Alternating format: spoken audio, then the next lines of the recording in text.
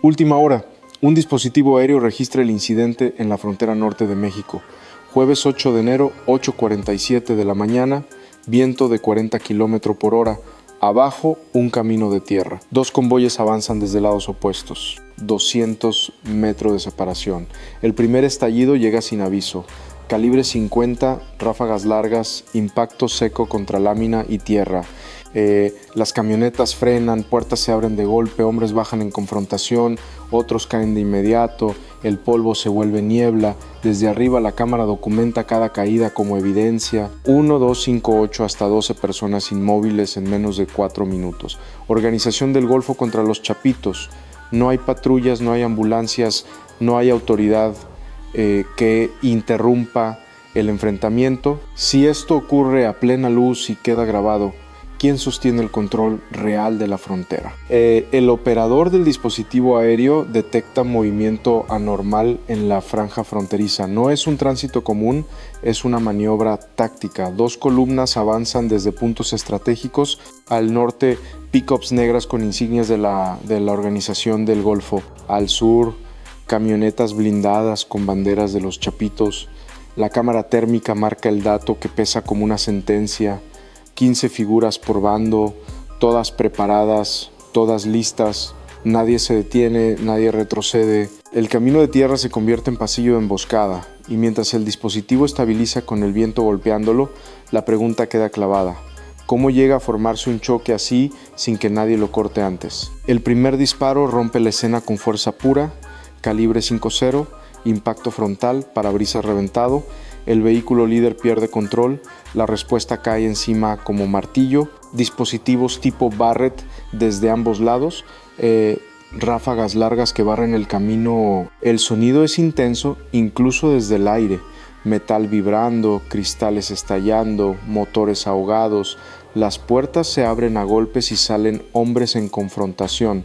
Otros caen sin completar un paso. La térmica lo muestra sin adorno. Calor que se apaga, siluetas que se desploman, personas que ya no se levantan. Si esto se registra con esa claridad, ¿quién va a atreverse a decir que no fue para tanto? El polvo sube como nube de conflicto, tapa y destapa la tragedia por segundos, y cuando baja deja el mapa final. 12 personas repartidas en 3 grupos, 4 cerca de camionetas inmóviles con señales de fuego y perforaciones en la carrocería, 5 en medio del camino expuestos, afectados por el cruce de proyectiles, 3 hacia el monte, marcados por una huida que no alcanzó a ser huida. No hay rescate, no hay retorno por los caídos, no hay una sola mano que intente levantar a alguien, solo abandono y retirada. En términos legales son indicios por todas partes. Posiciones, trayectorias, impactos, restos. En términos humanos es una cosecha de pérdidas.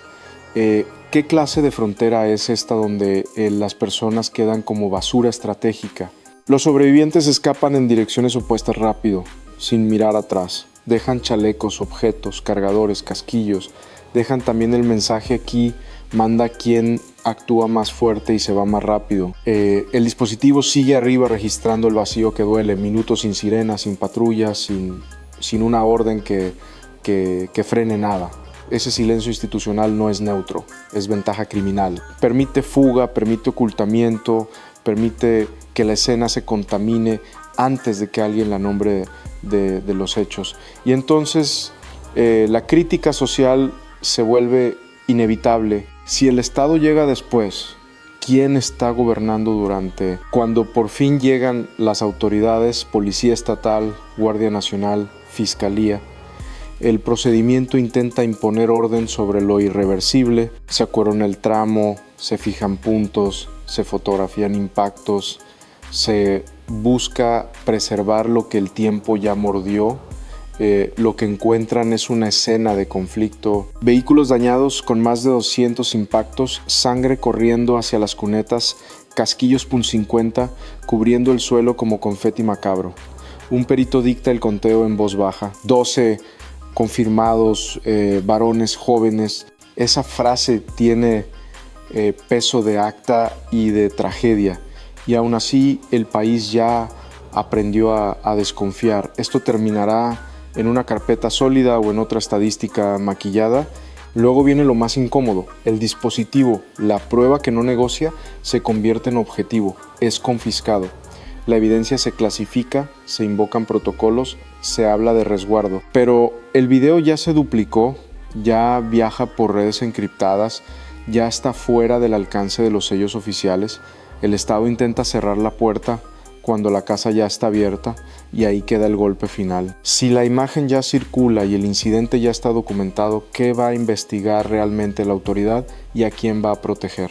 Ya tenemos los hechos centrales y hay que decirlos de frente, 12 pérdidas, más de 400 disparos en menos de 4 minutos, 70% de las bajas causadas por calibre 5, 1 dispositivo aéreo Phantom, 4 Pro utilizado como herramienta operativa para dirigir una emboscada. No fue un choque fortuito, no fue un error de cálculo, no fue acción espontánea, fue una operación criminal diseñada para controlar una ruta fronteriza. ¿Cuánto más necesitamos para dejar de fingir sorpresa? La escena estaba clara desde el principio. 12 personas tendidas sobre la terracería, posiciones irregulares, sin señales de repliegue ni intercambio prolongado.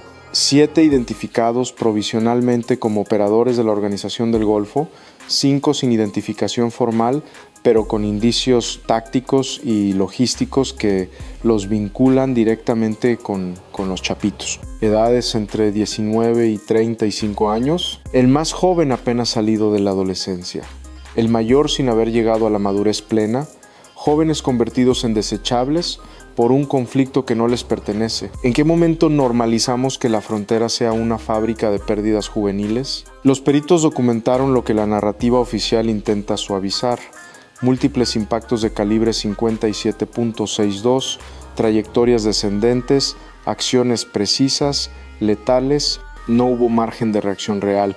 Muchos de los decesos fueron instantáneos o ocurrieron dentro de los primeros 2 minutos. Eso no describe un enfrentamiento, eso describe una operación masiva con superioridad táctica absoluta. ¿Por qué seguimos usando palabras que no corresponden a los hechos? La Fiscalía General del Estado confirmó el inventario completo recuperado en la zona.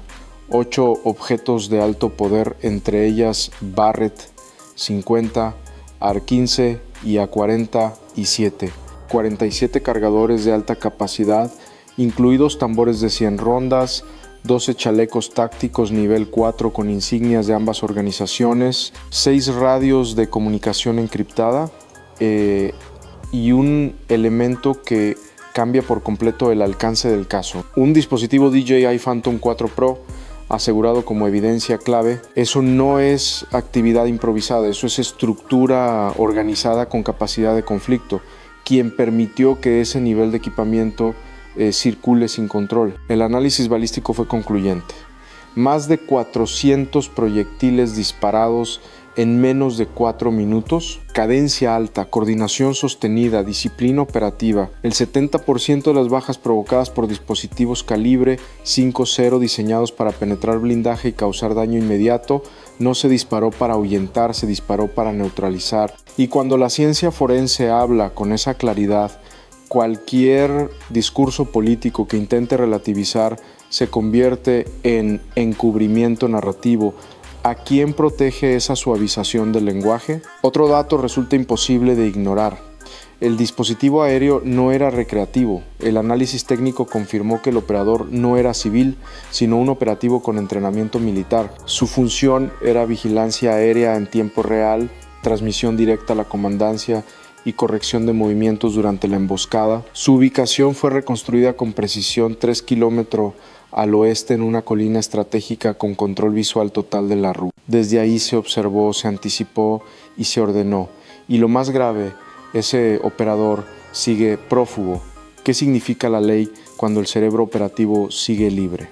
Con los puntos clave claros, volvamos al desarrollo del incidente. Los vehículos se detuvieron con confianza. Los hombres descendieron sin adoptar posiciones defensivas. Nadie miró al cielo, nadie sospechó. Esa confianza no nace de la ingenuidad, nace de la costumbre de dominar el territorio. Pero ese dominio ya había sido disputado y alguien había decidido resolverlo de la forma más intensa posible. ¿Qué error te hace creer que el control de una plaza no se pelea con fuerza? El primer impacto derribó a uno de los hombres de manera inmediata. No hubo advertencia, no hubo intercambio inicial, hubo sorpresa total.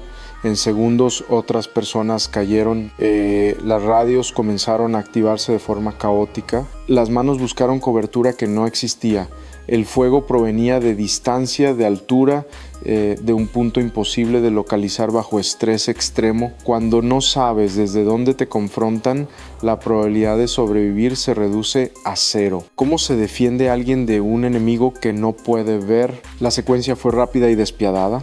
Cada intento de reacción fue neutralizado antes de concretarse. No hubo formación defensiva, no hubo repliegue efectivo. Lo que hubo fue superioridad táctica absoluta. Eso solo ocurre cuando hay planeación, inteligencia previa y coordinación centralizada. La escena no mostraba caos, mostraba orden criminal, porque cuesta tanto aceptar que el crimen aprende y se perfecciona. Cuando terminó el enfrentamiento, el silencio fue total, 12 personas inmóviles, ningún sobreviviente, ningún testigo directo, pero la ausencia de voces no impidió reconstruir lo ocurrido. Los casquillos, las trayectorias, las posiciones de caída, todo habló. La evidencia no miente y la evidencia dijo lo que algunos no quieren escuchar. Esto fue una emboscada diseñada para neutralizar. ¿Qué institución se atreverá a negarlo con pruebas en la mano? La fase de identificación de víctimas cerró con una conclusión incómoda. Dos organizaciones rivales coincidieron en el mismo punto porque la disputa era mayor que sus diferencias momentáneas. La ruta fronteriza, el paso, el control, el dinero. Cuando el negocio está en juego, la ideología criminal desaparece y solo queda la lógica del mercado ilegal. ¿Cuántas rutas más están hoy bajo esa misma lógica? La cadena de mando quedó delineada con claridad. Los operativos de la Organización del Golfo operaban bajo una célula de plaza local subordinada a un operador regional, quien a su vez respondía a la comandancia del Golfo en Tamaulipas. Del otro lado, los chapitos enviaron refuerzos desde Sinaloa a través de una célula operativa coordinada por un lugarteniente estratégico vinculado directamente con los hijos de Guzmán. No fue un choque entre grupos pequeños, fue un conflicto entre estructuras consolidadas. ¿Por qué seguimos hablando de grupos cuando enfrentamos organizaciones transnacionales? Las órdenes interceptadas después del enfrentamiento fueron breves y contundentes: controlar la ruta, eliminar competencia, dominar la plaza. No hay ideología, no hay discurso, solo objetivos. Y esos objetivos se ejecutan con fuerza extrema porque saben que el terror también gobierna. Cuando una comunidad ve 12 personas en la carretera, el mensaje es claro: aquí mandamos nosotros. ¿Qué tan lejos está el Estado cuando ese mensaje se impone? La fase técnica confirmó la profesionalización del crimen.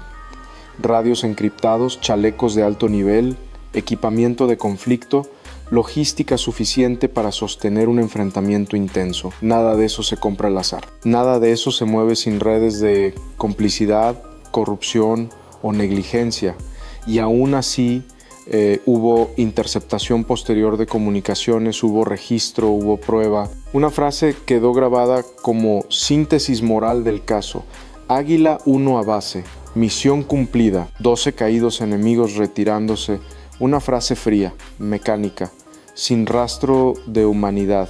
¿Qué tipo de sociedad permite que ese lenguaje se vuelva cotidiano? El operador del dispositivo aéreo no usó un objeto, pero decidió quién caía. Observó, coordinó y confirmó. Fue el cerebro táctico del enfrentamiento. Hoy sigue libre y mientras siga libre, la estructura sigue activa. El riesgo sigue latente porque donde hubo una emboscada exitosa, habrá un intento de repetición. La impunidad no solo protege al responsable, educa al siguiente. ¿Qué estamos enseñando cuando no cerramos estos círculos? Aquí el relato sube y baja para no anestesiar. Sube con la acción intensa, baja con el frío de la pericia, vuelve a subir con la cadena de mando, baja con el inventario técnico y vuelve a subir con la pregunta que nadie quiere responder. ¿Cómo llegamos a un punto donde un dispositivo aéreo comercial convierte en herramienta de operación masiva? Esto no es solo crimen organizado, es crimen organizado con control territorial, tecnología y jóvenes descartables. Es un conflicto no declarado donde la población queda atrapada en medio y el mayor peligro no es solo la acción, sino la normalización. Cuando el incidente se vuelve rutina, el horror pierde efecto. ¿No es esa la victoria más silenciosa del crimen? Este acto termina con una certeza y una advertencia. La certeza, ya probamos que fue una emboscada coordinada por control de ruta fronteriza.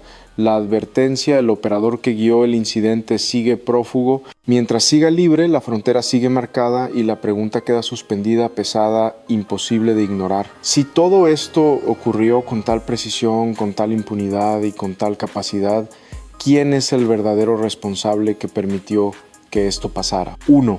Explicado a medias. Ya tenemos la pieza que faltaba para entender por qué 2 operativos terminaron como números en una carpeta de investigación, y esa pieza no es un objeto ni un casquillo, es una decisión tomada con semanas de anticipación. ¿Quién se atreve a seguir llamando accidente a lo que fue una batalla programada? Horas después, mientras la frontera todavía arde en la memoria y el aire sigue cargado de pólvora vieja, el escenario se vuelve frío, institucional, casi quirúrgico. Oficinas del Centro Nacional de Inteligencia, pantallas con mapas, llamadas cruzadas, informes que entran como golpes, y de pronto el silencio se rompe con una voz que no suena a explicación, suena a imputación. Omar García Harfuch habla como quien ya amarró datos, ya cruzó rutas, ya integró vínculos, ya está listo para sostenerlo ante un juez. Identificamos a los responsables intelectuales. ¿Te das cuenta del peso legal de esa frase cuando la sangre todavía no se seca? Y lo dice sin adornos, porque aquí los adornos solo sirven para encubrir de la organización del Golfo, alias comandante de plaza, de los Chapitos, alias coordinador de operaciones fronterizas. 2 nombres que no accionaban el dispositivo, pero movían piezas, autorizaban recursos, definían objetivos. En lenguaje jurídico, eso es autoría intelectual, responsabilidad de mando, actividad organizada. En lenguaje humano, eso es lo más cruel, mandar a otros a enfrentarse para sostener un negocio. ¿Cuántas vidas valen una ruta cuando el poder se mide en control territorial? Harf remata con una sentencia que deja sin aire cualquier narrativa cómoda. No fue un encuentro casual, fue una operación militar planificada con semanas de anticipación. Ambos bandos sabían que se enfrentarían y entonces todo encaja con claridad intensa. Si lo sabían, lo prepararon. Si lo prepararon, lo aceptaron. Si lo aceptaron, lo ejecutaron como se ejecuta un plan, no como estalla una casualidad. Eso cambia el caso entero, porque ya no hablamos de acción espontánea, hablamos de premeditación, de coordinación, de una frontera usada como tablero. ¿Qué clase de país permite que el crimen planee con calendario y el ciudadano viva con incertidumbre? La fecha no fue capricho. Jueves 8 de enero fue elegido porque la ruta conecta 3 plazas clave de distribución hacia Estados Unidos, porque el Golfo perdió 2 puntos de cruce en diciembre, porque los Chapitos expandieron operaciones 40 kilómetros dentro de territorio enemigo. Cada dato es una razón, cada razón es un motivo, y el motivo es el mismo de siempre: dinero, control, prestigio en el conflicto. Fue un mensaje doble y descarado. Golfo diciendo: esta plaza sigue siendo nuestra. Chapitos respondiendo: venimos por todo lo que nos quitaron. 12 pérdidas, 0 ganadores. Solo la confirmación de que la acción aquí no estalla, se administra. ¿Cuántas veces más vamos a permitir que el terror funcione como método de negociación? Entonces llega el momento de los micrófonos, de las declaraciones oficiales, del lenguaje que intenta recuperar el control simbólico de un territorio que ya fue humillado por la realidad. El gobernador advierte: no permitiremos que México se convierta en campo de batalla de organizaciones. Cada responsable será identificado y procesado. Suena firme, suena necesario, suena promesa pública, pero la calle escucha distinto. La calle no oye promesas, oye proyectiles, no mide discursos, mide funerales, no espera comunicados, espera patrullas que lleguen antes. Y cuando el Estado llega tarde, la confianza se vuelve frágil. ¿Cuántas promesas caben antes de que la gente deje de creer? Harf desde el Centro Nacional no busca consuelo, busca marcar frontera moral y jurídica. Esto no es tráfico ilegal, esto es acción organizada extrema. Palabras grandes sí, pero aquí lo grande ya ocurrió. 12 pérdidas, una ruta disputada, estructuras que se sienten con derecho a mandar. Y añade: responderemos con toda la fuerza del Estado mexicano. Ya tenemos ubicados a 8 presuntos responsables de ambos bandos. 8 ubicados significa inteligencia activa, significa objetivos en carpeta, significa operativos en marcha, pero también significa que todavía hay piezas sueltas, operadores libres, mandos que se esconden detrás de reemplazables. La pregunta inevitable no es si pueden ubicarlos, sino si pueden detenerlos antes del próximo jueves marcado. ¿Qué vale más? ¿Localizar tarde o impedir a tiempo? Y mientras el Estado habla en claro, en las redes encriptadas circula otra pregunta más cínica, más venenosa, más parecida a lo que siente la gente cuando apaga la luz y escucha un motor afuera. ¿Cuántos más van a caer antes de que alguien controle esta plaza? Esa frase no es solo de criminales, es el eco de comerciantes que bajan la cortina temprano, de madres que cambian rutas escolares, de comunidades que aprenden a vivir con el cuerpo tenso, porque el verdadero responsable no solo es quien ordena, también es el sistema que permite que ordenar sea tan fácil. Y si aquí ya se identificó al autor intelectual, lo que sigue no es una historia de capturas, es una historia de impacto social. ¿Estás listo para ver cómo este conflicto se mete en la vida de los que nunca empuñaron un objeto? El incidente no terminó cuando cayeron los disparos, terminó cuando el miedo se quedó a vivir en la frontera, porque el verdadero impacto no está solo en las 12 personas del expediente, sino en lo que cambia después, en lo que se rompe sin hacer ruido, cuando una ruta de trabajo se convierte en una sentencia diaria. ¿Quién vuelve a transitar igual por un lugar donde la pérdida ya impuso reglas? El camino de tierra cambió de naturaleza. Antes era paso de rancheros, de choeres, de transportistas locales. Ahora es zona militarizada. Retenes cada 5 kilómetros, revisiones largas, luces que cortan la noche, hombres preparados en uniforme y hombres preparados sin uniforme, ambos disputándose el mismo espacio simbólico, el control, y una norma que ya nadie discute, porque aquí discutir se paga caro. Después de las 6 de la tarde se apaga la circulación, le llaman prevención, la gente lo siente como toque de queda. Y cuando una comunidad se acostumbra a vivir por horarios de miedo, el crimen ya ganó una parte del territorio sin usar fuerza. ¿Qué significa seguridad? Si se parece tanto al encierro, la frontera lo entiende sin necesidad de discursos. Cruzar esa ruta es jugarse la vida, no por exageración, por memoria, porque el cuerpo recuerda, porque el oído recuerda, porque cuando una emboscada se ejecuta con precisión, con vigilancia aérea, con objetos de conflicto, lo que se instala es la certeza de que puede repetirse. El incidente dejó una huella psicológica limpia y dura. El peligro ya no es rumor, es antecedente probado. ¿Cuántas veces necesitas ver el patrón para aceptar que ya es sistema? En los poblados cercanos el miedo no se narra con largas historias, se resume en decisiones pequeñas y constantes. Cambiar caminos, posponer cruces, perder horas de trabajo, cancelar entregas, cerrar temprano, apagar luces, eso es impacto social real. Economía que se contrae, convivencia que se reduce, calles que se vacían antes de tiempo. No hace falta un enfrentamiento diario para paralizar, basta un incidente bien ejecutado para que el resto se administre solo a base de temor. Y aquí aparece la pregunta incómoda. Si la gente se autocontrola por miedo, ¿quién controla realmente la plaza? El símbolo más duro no está en el suelo, está en el aire.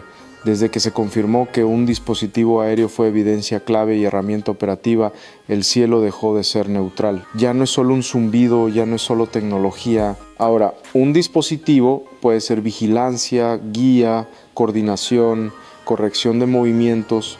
La gente mira hacia arriba menos, no por ignorancia, sino por instinto. Cuando algo en el cielo se asocia con pérdida, el cuerpo aprende a esconderse. Eso es devastador. Cuando el miedo coloniza el aire, la libertad se encoge incluso sin toque físico. ¿Qué clase de vida queda cuando hasta el cielo te pone en alerta? Las autoridades respondieron con despliegue. Más vigilancia, más retenes, más patrullaje, más anuncios de refuerzo.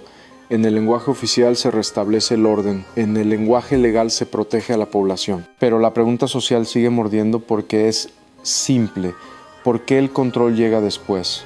¿Por qué se refuerza cuando ya ocurrió lo irreversible? La gente ve uniformes, sí, pero también ve que el crimen operó con semanas de anticipación, con logística, con mando, con tecnología, y que el daño ya está hecho. La presencia estatal puede ser necesaria, pero no siempre cura. A veces solo confirma que el territorio se volvió zona de riesgo crónico.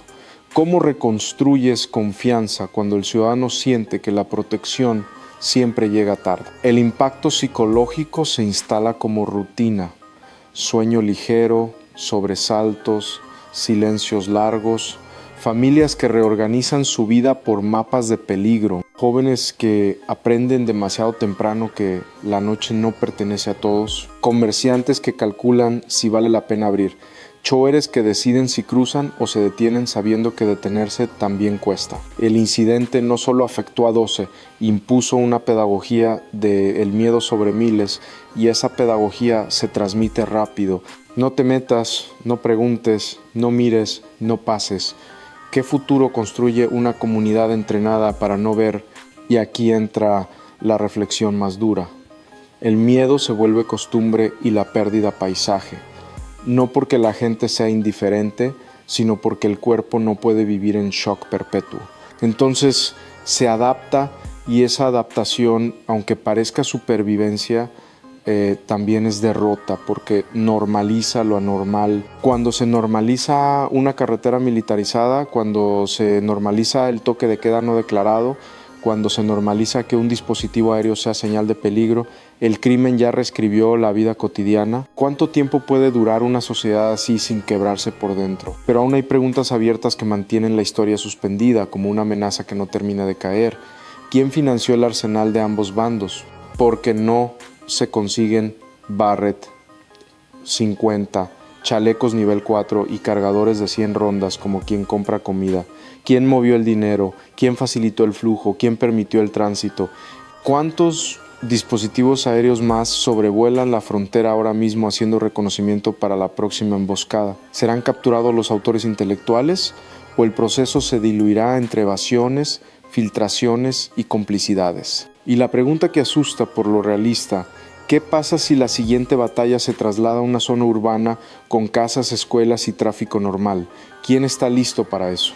Porque la investigación continúa así, pero el control de la plaza sigue en disputa. Eso significa riesgo latente, significa que la acción no es un episodio, es un método para mover fronteras internas. Hoy se disputa una ruta, mañana se disputa un cruce, pasado mañana se disputa una colonia. Y cuando el control se disputa así, el ciudadano queda atrapado entre dos fuerzas: el crimen que impone miedo y el Estado que intenta recuperarlo con presencia. La pregunta que define el momento es intensa. ¿Quién llega primero al territorio? ¿La ley o la fuerza? El cierre simbólico está ahí fijo, sin necesidad de discurso. En el kilómetro 47 de la carretera fronteriza, donde antes solo había polvo y silencio, ahora hay 12 cruces de madera clavadas en la tierra, sin nombres, sin flores, solo una fecha escrita como cicatriz colectiva: 8 de enero de 2026. Esa fecha ya no es calendario, es advertencia, es recordatorio de lo que pasa cuando la plaza se convierte en botín y la vida humana en saldo. Y mientras los retenes se multiplican y el miedo se acomoda en la rutina, la pregunta final queda colgando: pesada, imposible de esquivar. ¿Cuántos más van a caer antes de que alguien gane este conflicto? M.